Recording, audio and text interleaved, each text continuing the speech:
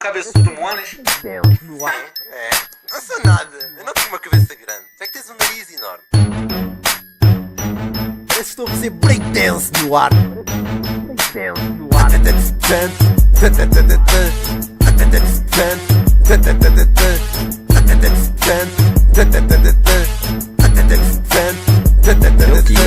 Feromonas, fenoninho, não importa. É um português bem cabeçudinho. É um cara bem da hora, cheio de estilo. Mas antes de tudo, é um cara que admiro. Pode botar fé que o cara é legal. Por isso é o maior game lá de Portugal. O MINECRAFT é o que ele mais gosta de jogar. E é muito viciado jogando parkour. Toda vez que eu vejo falo, boa Pingu.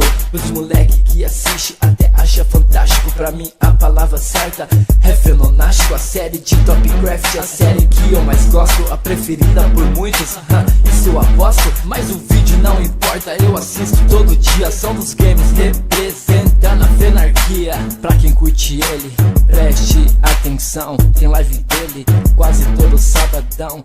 Pra quem não conhece esse cabeção, ele é bem da hora, Como uma lula no chão.